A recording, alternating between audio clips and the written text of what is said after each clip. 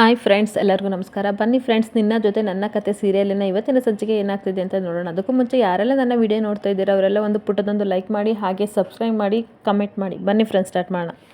ಮೊದಲಿಗೆ ಫ್ರೆಂಡ್ಸ್ ಸತ್ಯನ ಅಳ್ತಾ ಇರ್ತಾರೆ.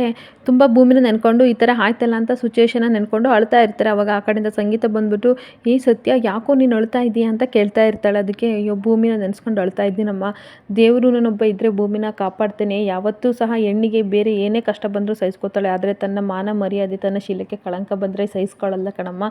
ಆ ದೇವರು ನಾನೊಬ್ಬ ಇದ್ದರೆ ನನ್ನ ಮಾತು ಕೇಳಿಕೊಂಡು ಒಳ್ಳೇದು ಮಾಡ್ತಾನೆ ಅಂತ ಅಂದ್ಕೊಂಡಿದ್ದೀನಿ ಅಂತಾನೆ. ಒಂದು ವೇಳೆ ನನಗೆ ಅವನೇನಾದ್ರು ಸಿಕ್ಬಿಟ್ರೆ ಅವನನ್ನ ತಾಂಡು ಪೊಲೀಸ್ ಸ್ಟೇಷನಲ್ಲಿ ಲಾಕಪ್ ಮಾಡಿಬಿಡ್ತೀನಿ, ಅವಾಗ ಗೊತ್ತಾಗುತ್ತೆ ಹೆಣ್ಣಿನ ಕಷ್ಟ ಏನು ಅಂತ ಗೋಗರ್ಕೊಂಡು ಹೇಳ್ತಾ ಇರ್ತಾನೆ. ಆಗ ಸಂಗೀತ, ಭೂಮಿ ಏನು ಅಂತ ನಮಗೆ ಮಾತ್ರ ಗೊತ್ತು ಕಣೋ, ಆದರೆ ಈ ಸಮಾಜ ಒಪ್ಪಲ್ವಲ್ಲ ಅಂತ ಹೇಳ್ತಾ ಇರ್ತಾಳೆ. ಎಂಥದಮ್ಮ ಈ ಸಮಾಜ, ಕಾಯಿಲೆ ಬಂದರೆ ಇಡ್ಲಿ ತಿನ್ನೋ ಅನ್ನೋ ಸಮಾಜ, ಇವಾಗ ಇಡ್ಲಿನೇ ತಿನ್ನಬೇಡಿ ಕಾಯಿಲೆ ಬರುತ್ತೆ ಅಂತ ಹೇಳೋ ಸಮಾಜ. ಇಂಥದಕ್ಕೆಲ್ಲ ಎದುರೆ ನಾವು ಹೆಂಗಮ್ಮ ಜೀವನ ಮಾಡೋದು, ಆದರೆ ಭೂಮಿನ ಇಂಥ ಪರಿಸ್ಥಿತಿಲಿ ನೋಡೋಕೆ ನಮ್ಮ ಕೈಯಲ್ಲಿ ಆಗ್ತಿಲ್ಲ ಅಂತ ಇಬ್ಬರು ಮಾತಾಡ್ಕೋತಾ ಇರ್ತಾರೆ.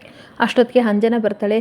ಯಾಕೆ ನಿನಗೆ ಭೂಮಿ ಮೇಲೆ ಅತಿಯಾದ ಪ್ರೀತಿ, ಅವಳಲ್ಲಿ ಏನಂತ ವಿಶೇಷ ಇದೆ, ನೀನು ನನ್ನನ್ನು ಅಜಿತಿನ ಮದುವೆ ಮಾಡಿದರೆ ನಿನಗೆ ಕೇಳಿದಷ್ಟು ದುಡ್ಡು ಕೊಡ್ತಿದ್ದೆ, ಈ ಥರ ಅವಳ ಪರಿಸ್ಥಿತಿ ನಿಮಗೆ ಬರ್ತಿರ್ಲಿಲ್ಲ ಅಂತ ಹೇಳ್ತಾ ಇರ್ತಾಳೆ. ಅಜಿತ್ನ ಮದುವೆ ಆಗೋಕ್ಕೆ ಯೋಗ್ಯತೆ ಇರಬೇಕು, ಆ ಯೋಗ್ಯತೆ ಅರ್ಹತೆ ನಿನಗಿಲ್ಲ, ನಾವೇನು ಮಾಡೋಕ್ಕಾಗಲ್ಲ, ಅವನು ಅವಳನ್ನ ಇಷ್ಟಪಟ್ಟಿದ್ದ ಮದುವೆ ಅದ ಅಂತ ಹೇಳ್ಕೊಬಿಟ್ಟು, ಅಮ್ಮ ನಾನು ಬರ್ತೀನಿ ಅಂತ ಸತ್ಯಣ್ಣ ಹೊರಗಡೆ ಹೋಗ್ತಾನೆ. ಆವಾಗ ಅಂಜನ ಅದನ್ನೇ ಯೋಚನೆ ಮಾಡಿಕೊಂಡು ಸಿಟ್ಟು ಮಾಡಿಕೊಂಡು ಕೂತ್ಕೋತಾಳೆ. ಇನ್ನೊಂದು ಕಡೆ ಭೂಮಿ ತುಂಬ ಅಳ್ತಾ ಇರ್ತಾಳೆ. ಅದನ್ನು ಅಜಿತ್ ನೋಡಿ ಸಂಕಟ ಆಗ್ತಾ ಇರುತ್ತೆ ನನಗೆ ಅಂತ ಹೇಳ್ತಾ ಇರ್ತಾನೆ. ನೋಡು ಈ ಥರ ಅಳಬೇಡ ಆಯಿತಾ, ಏನೂ ಆಗಲ್ಲ, ನಾನು ಇದ್ದೀನಿ ಸುಮ್ಮನಿರು ಅಂತ ಹೇಳ್ತಾ ಇರ್ತಾನೆ. ಇಲ್ಲ ಸಾಹೇಬ್ರೆ, ನನಗೆ ಬೆಂಕಿ ಬಿದ್ದಂಗೆ ಆಗ್ತಿದೆ, ನಾನು ಸತ್ತೋಗ್ಬೇಕು ಅಂತ ಅಂದ್ಕೊಂಡಿದ್ದೀನಿ, ನನಗೆ ಇರೋಕ್ಕೆ ಆಗ್ತಾ ಇಲ್ಲ, ಏಕೆಂದರೆ ನನ್ನ ಮಾನ ಮರ್ಯಾದೆ ಎಲ್ಲ ಪೇಪರಲ್ಲಿ ಟಿ ವಿಲಿ ಎಲ್ಲ ಬಂದಿದೆ. ನಾಳೆ ಮುಂಚೆ ನಾನು ರಸ್ತೆಲಿ ಹೋಗ್ಬೇಕಾದ್ರೆ ಯಾರಾದರೂ ಸಹ ನನ್ನ ಕೈ ಹಿಡ್ದು ಕೇಳಿದರೆ, ನನ್ನ ವ್ಯಕ್ತಿತ್ವಕ್ಕೆ ಬೆಲೆ ಕಟ್ಟಿದರೆ ನಾನು ಏನು ಮಾಡಲಿ ಅಂತ ಅಳ್ತಾ ಇರ್ತಾಳೆ. ಅದಕ್ಕೆ ಅಜಿತ್ ಹೇಳ್ತಾನೆ, ಅಂಥವನ್ನ ಚಟ್ಟ ಕಟ್ತೀನಿ ಭೂಮಿ, ನಿನಗೆ ಮಾತ್ರ ಅಲ್ಲ, ಈ ಭೂಮಿ ಮೇಲೆ ಯಾವ ಹೆಣ್ಣಿಗೂ ಸಹ ಬೆಲೆ ಕಟ್ಟೋಕ್ಕಾಗಲ್ಲ, ಅಂಥ ಯೋಗ್ಯತೆ ಅವ್ರಿಗಿರಲ್ಲ ಅಂತ ಹೇಳ್ತಾ ಇರ್ತಾನೆ. ಹೆಣ್ಣು ಗಂಡನ್ನು ಬೆಳಗೋ ವನಿತೆ ಆಗಿರ್ತಾಳೆ, ಅವನಿಗೆ ಸ್ಫೂರ್ತಿ ತುಂಬೋ ಕವಿತೆ ಆಗಿರ್ತಾಳೆ, ಅವನ ಬದುಕನ್ನು ಉದ್ಧಾರ ಮಾಡುವ ದೇವತೆ ಆಗಿರ್ತಾಳೆ, ಅಂಶನ ಬೆಳಗಿಸಿ ಚರಿತ್ರೆ ಆಗಿರ್ತಾಳೆ ಹೊರತು ಅವನು ಪರ್ಸ್ನಲ್ ಇರೋ ಹಣಕ್ಕೆ ದಾಸೆ ಆಗ್ತಾಳೆ ಅಂತ ನಾವು ಅನ್ಕೋಬಾರ್ದು. ಇದನ್ನೆಲ್ಲ ನಿನ್ನ ತಲೆ ಕೆಡಿಸ್ಕೋಬೇಡ ಭೂಮಿ. ನೋಡು ಭೂಮಿ, ಶೂನಲ್ಲಿ ಸಿಕ್ಕಾಕೊಂಡಿರುವ ಸಣ್ಣ ಕಲ್ಲಿದ್ದಾಗಿರ್ಬೋದು, ಅಲ್ಲಿಗೆ ಸಿಕ್ಕಾಕೊಂಡಿರುವ ಸಣ್ಣ ಕಡ್ಡಿ ಎಷ್ಟು ಪ್ರಾಣ ಹೋಗುವಷ್ಟು ಹಿಂಸೆ ಮಾಡುತ್ತೋ ಅದನ್ನು ನಾವು ತೆಗೆದಲ್ಲೇ ಬಿಡ್ತೀವ. ಅಯ್ಯೋ ಈ ಥರ ಆಗೋಯ್ತಂತಲ್ಲ, ಯಾರೂ ಸಹ ನಡೆಯೋ ದಾರಿನ ನಿಲ್ಲಿಸಲ್ಲ, ತಿನ್ನೋದು ಬಿಡಲ್ಲ. ಇದು ಹಾಗೆ ಒಂದು ಕೆಟ್ಟ ಸಮಯ ಇವತ್ತಿನ ಪರಿಸ್ಥಿತಿಗೆ ಕಾರಣವಾಗಿದೆ ಅಷ್ಟೇ. ಒಳ್ಳೆ ಸಮಯ ಬಂದೇ ಬರುತ್ತೆ, ಅಲ್ಲಿವರೆಗೂ ನೀನು ತಾಳ್ಮೆಯಿಂದ ಇರಬೇಕು, ಯಾವುದಕ್ಕೂ ಸಹ ದುಡ್ಕಕ್ಕೆ ಹೋಗ್ಬಾರ್ದು, ನಿನ್ನ ಕೊನೆವರೆಗೂ ಸಹ ನಾನು ನಿನ್ನ ಜೊತೆ ಇರ್ತೀನಿ, ಸಮಾಧಾನ ಮಾಡ್ಕೊಂಡು ಅಂತ ಹೇಳ್ತಾ ಇರ್ತಾನೆ. ಈ ಕಡೆ ದೇವಿಯಾನಿ ತನ್ನ ಗಂಡನ ಫೋಟೋ ಇಟ್ಕೊಂಡು ಅಳ್ತಾ ಇರ್ತಾಳೆ. ಅವತ್ತು ಶ್ರವಣ್ ಸ್ವಲ್ಪ ಸಮಯ ಕೊಟ್ಟು ಯೋಚನೆ ಮಾಡಿದರೆ ಇವತ್ತು ಈ ಪರಿಸ್ಥಿತಿ ಬರ್ತಾ ಇರಲಿಲ್ಲ, ನನ್ನಿಂದ ನೀವು ದೂರ ಆಗ್ತಿರ್ಲಿಲ್ಲ. ಆದರೆ ನಾನು ಇವತ್ತು ಅವನನ್ನು ಸುಮ್ಮನೆ ಬಿಟ್ಟಿಲ್ಲ. ಅವನ ಮಗಳು ಕಣ್ಣೆದ್ರು ಇದ್ದರೂ ಸಹ ಅವನಿಗೆ ತನ್ನ ಮಗಳು ಅಂತ ಕಂಡಿಡೋಕ್ಕಾಗ್ತಿಲ್ಲ. ಈ ರೀತಿ ನರಳಬೇಕಂತಲೇ ನಾನು ಮಾಡ್ತಾ ಇದ್ದೀನಿ. ಒಂದಲ್ಲ ಒಂದು ದಿನ ಸರಿ ಮಾಡೇ ಮಾಡ್ತೀನಿ. ಆದಷ್ಟು ಬೇಗ ಅವಳನ್ನ ಮನೆಯಿಂದ ಗೇಟ್ ಪಾಸ್ ಕೊಟ್ಟು ಅಂಜನಾಗೆ ಅಜಿತ್ ಜೊತೆ ಮದುವೆ ಮಾಡೇ ಮಾಡ್ತೀನಿ ಅಂತ ಪ್ರಮಾಣ ಮಾಡ್ತಾ ಇರ್ತಾಳೆ. ಅಷ್ಟೊತ್ತಿಗೆ ಅಂಜನ ಕೇಳಿಸ್ಕೊಬಿಟ್ಟು, ಮಾಮ್ ಏನು ಮಾತಾಡ್ತಾ ಇದ್ದೀರಾ ಮಾಮ್, ಏನೋ ಹೇಳ್ತಿದ್ರಲ್ಲ ಅಂತಾಳೆ. ಯಾಕೆ ಬಂದೆ, ಯಾವಾಗ ಬಂದೆ ಅಂದಾಗ, ಏನೋ ಅಜಿತ್ ಜೊತೆ ಮದುವೆ ಮಾಡ್ತೀನಿ ಅಂತ ಅಂತಿದ್ರಲ್ಲ ಅವಾಗ ಬಂದೆ ಅಂತ ಹೇಳ್ತಾ ಇರ್ತಾಳೆ. ಅಪ್ಪ ಸದ್ಯ ಏನು ಕೇಳಿಸ್ಕೊಂಡಿಲ್ಲ ಅಂತ ಅನ್ಕೋತಾ ಇರ್ತಾಳೆ. ಇದೆಲ್ಲ ಹೇಗೆ ಸಾಧ್ಯ, ನಿಮ್ಮಿಂದ ಯಾರಿದ್ದಾರೆ, ನಿಮಗೆ ಯಾರು ಹೆಲ್ಪ್ ಮಾಡ್ತಾ ಇದ್ದಾರೆ ಅಂತ ಕೇಳ್ತಾ ಇರ್ತಾಳೆ. ಅದೆಲ್ಲ ನಿನಗೆ ಯಾಕೆ, ನೀನು ಮದುವೆ ಆಗ್ಬೇಕು ತಾನೆ, ಅದು ನೀನೊಂದು ವಾರಲ್ಲಿ ನಾನು ಪ್ಲ್ಯಾನ್ ಮಾಡಿದ್ದೀನಿ, ಅದು ಸಕ್ಸಸ್ ಆಗುತ್ತೆ, ಅದ್ರ ಕಡೆ ನೀನು ಗಮನ ಕೊಡು ಅಂತ ಹೇಳ್ತಾ ಇರ್ತಾಳೆ. ಅಲ್ಲ ಮಾಮ್, ಅಜ್ಜಿ ನೋಡಿದರೆ ಮನೆಗೆ ಸೇರಿಸಲ್ಲ ಅಂತ ಹೇಳ್ತಾ ಇದ್ರು, ಆದರೆ ಇವಾಗ ಮನೆಗೆ ಸೇರಿಸಿದ್ದಾರೆ.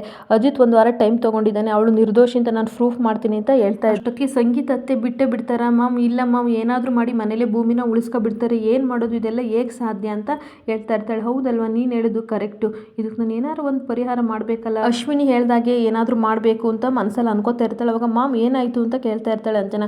ಏನೂ ಆಗಿಲ್ಲ, ನಾನು ಸ್ವಲ್ಪ ಸಮಯ ಕೊಡು, ನಾನು ಯೋಚನೆ ಮಾಡಬೇಕು, ನೀನು ಹೋಗು ಅಂತ ಹೇಳಿ ಕಳಿಸ್ತಾಳೆ. ಇನ್ನೊಂದು ಕಡೆ ಭೂಮಿ ಅಳ್ತಾನೆ ಇರ್ತಾಳೆ. ಅಜಿತ್ ಬೇಜಾರು ಮಾಡ್ಕೊಂಡು ಕೂತಿರ್ತಾನೆ. ಭೂಮಿ ಫೋನಿಗೆ ಫೋನ್ ಮಾಡ್ತಾಳೆ ಲಕ್ಷ್ಮಿ. ಅವಾಗ ಫೋನ್ ಕೊಡ್ತಾನೆ, ಭೂಮಿ ಮಾತಾಡು ಅಂತವಾಗ. ಏನು ಲಕ್ಷ್ಮಕ್ಕ ಅಂತ ಕೇಳ್ತಾಳೆ. ಚೆನ್ನಾಗಿದೆಯಾ ಭೂಮಿ, ನೆನ್ನೆ ನಡೆದಿದ್ದ ಘಟನೆಗೆ ಮನೆಯವರೆಲ್ಲ ಏನಂತಿದ್ದಾರೆ, ನೀನು ಏನಾರು ಅವಮಾನ ಮಾಡ್ತಿದ್ದಾರೆ, ಆಗಿದ್ರೆ ಬಾ ನೀನು ನಮ್ಮ ಮನೆಗೆ ಅಂತ ಹೇಳ್ತಾ ಇರ್ತಾಳೆ.